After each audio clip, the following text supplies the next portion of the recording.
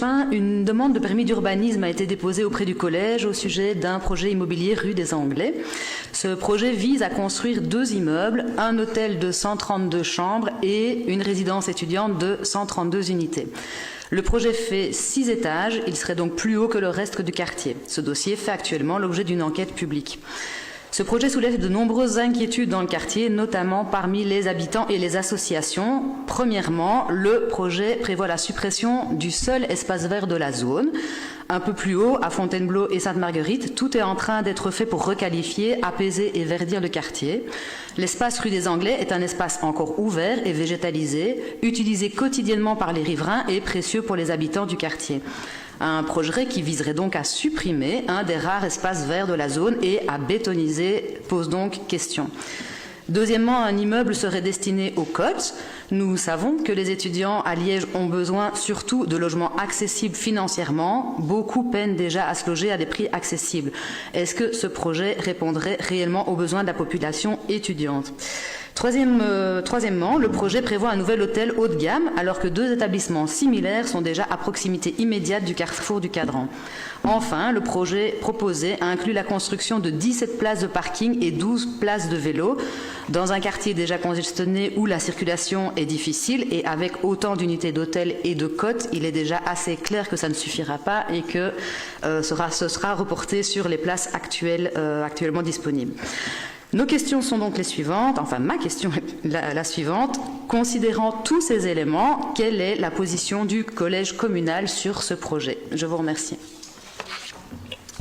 Merci Madame la Présidente, Madame la Conseillère. Je vous remercie pour cette interpellation qui permet de replacer ce dossier dans son contexte urbanistique, territorial et réglementaire. Le site concerné occupe une place importante dans la vision du développement porté par la ville de Liège. Ce secteur est en effet identifié dans notre projet de territoire comme l'un des 5 grands espaces prioritaires de transformation urbaine au sein de la Transurbaine Nord qui s'étend de Glun jusqu'au Cadran. L'ambition portée par la ville sur ce périmètre est connue et assumée. Créer de nouveaux quartiers mixtes, organiser des formes urbaines plus résilientes et plus attractives, développer une meilleure articulation entre l'habitat, mobilité et espace public et permettre l'émergence de nouvelles typologies urbaines adaptées aux enjeux contemporains. Cette parcelle s'inscrit aussi dans le pôle de Saint-Lambert qui constitue un secteur stratégique de gare, traversé à la fois par une voie structurante d'entrée de ville et par le futur axe de Bussuet actuellement à l'étude. Le potentiel de transformation et de requalification de ce site est donc particulièrement important.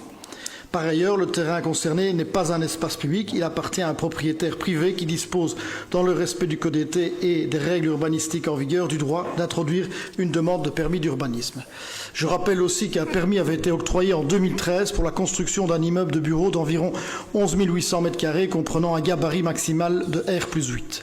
Le projet actuellement déposé propose des emprises et des superficies bâties sensiblement réduites par rapport à cette autorisation antérieure. Il repose en outre sur un parti architectural clair, 2 volumétries simples séparées par un espace de jardin central. À ce jour, le collège communal ne s'est pas encore prononcé sur le dossier. La procédure légale et réglementaire doit suivre son cours normal.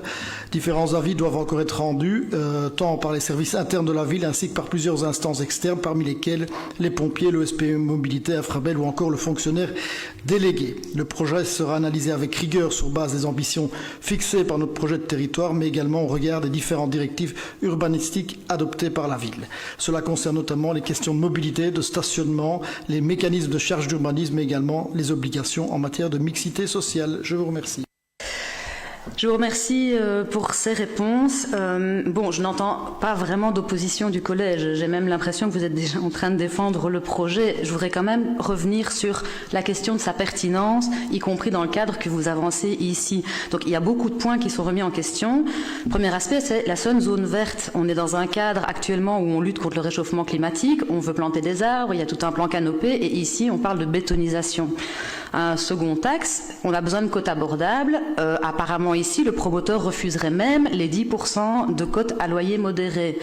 Troisième axe, on est dans un cadre d'un immeuble de 6 étages plus haut que le reste du quartier. Le gabarit, ça ne convient évidemment pas. Et on est dans un site de haute valeur patrimoniale, historique et paysagère.